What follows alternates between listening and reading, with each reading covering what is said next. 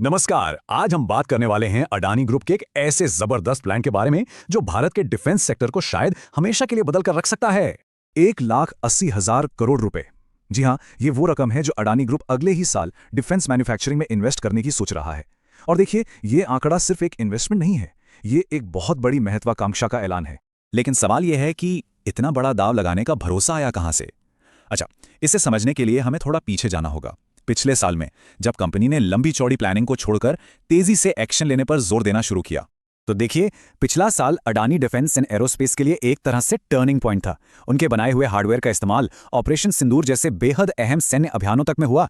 इससे क्या हुआ? इससे उनकी टेक्नोलॉजी की असली ताकत जमीन पर असली एक्शन में साबित हुई। और पिछले साल तो मानो एक के बाद एक कई बड़ी सफलताएं मिली। दृष्टि 10 यूएवीज को नौसेना और सेना दोनों ने अपने बेड़े में शामिल किया। उनके काउंटर ड्रोन सिस्टम्स ने तीनों सेनाओं के कड़े से कड़े ट्रायल्स पास किए। और तो और अग्निका और अर्का जैसे सिस्टम्स ने भी अपनी काबिलियत साबित कर दी। तो इसी मजबूत नींव पर अब ये नया और इतना बड़ा निवेश किया जा रहा है। तो सवाल ये उठता है कि ये भारी भरकम रकम आखिर जाएगी कहां? फोकस पूरी तरह से अगली पीढ़ी की मतलब नेक्स्ट जेन की युद्ध तकनीक पर है। चलिए जरा देखते हैं कि ये पैसा किन गेम चेंजिंग टेक्नोलॉजीज पर लग रहा है। सबसे पहला और सबसे बड़ा फोकस है ऑटोनोमस सिस्टम्स पर। ये क्या है? ये ऐसे मानव रहित प्लेटफॉर्म्स हैं जो हवा, समंदर और जमीन पर बिना किसी इंसानी दखल के अपने मिशन को अंजाम दे सकते हैं। मतलब ये सिस्टम्स युद्ध के हर मैदान पर काम करते हैं। जैसे हवा में यूएवीज सीमाओं पर नजर रखते हैं, खुफिया जानकारी जुटाते हैं। समंदर में मानव रहित वाहन दुश्मन की पनडुब्बियां का पता लगाते हैं। और जमीन पर रोबोटिक गाड़ियां सैनिकों तक जरूरी सामान पहुंचाने और खतरनाक इलाकों की रेकी करने जैसे काम करती हैं। और सबसे बड़ी बात, इससे इंसानी जान का जोखिम बहुत कम हो जाता है।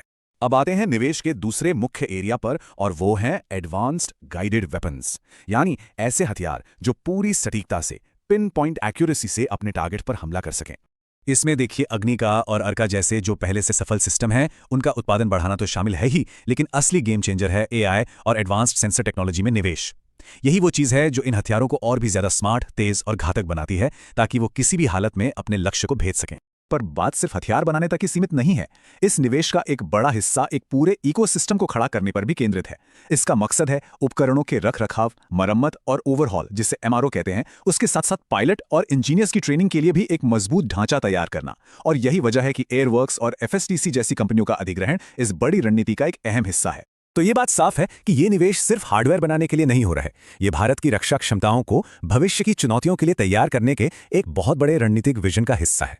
कंपनी का जो घोषित लक्ष्य है वो है भविष्य में देश की सैन्य तैयारी का एक स्टील्थ एंकर बनना। मतलब पर्दे के पीछे रहकर एक ऐसा मजबूत सहारा देना जो चुपचाप बिना ज्यादा शोर किए देश की ताकत को लगातार बढ़ाता रहे। और इसी कड़ी में एक बहुत बड़ी बात है airborne warning and control systems, यानी AWACS में अडानी का आना।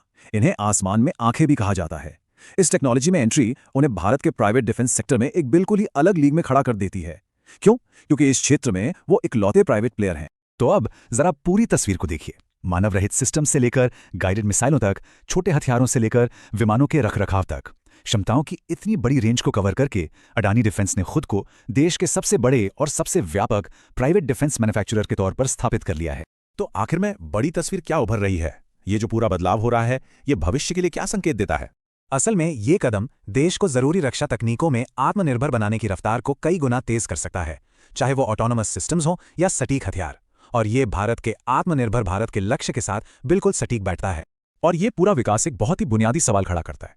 जब कोई प्राइवेट कंपनी किसी देश के रक्षा ढांचे का एक मुख्य स्तंभ, एक एंकर बन जाती है, तो इसके क्या मायने होते हैं? ये एक ऐसा सवाल है जो हमें प्राइवेट इंडस्ट्री और राष्ट्रीय सुरक्षा के बदलते रिश्ते पर सोचने के लिए मजबूर करता है।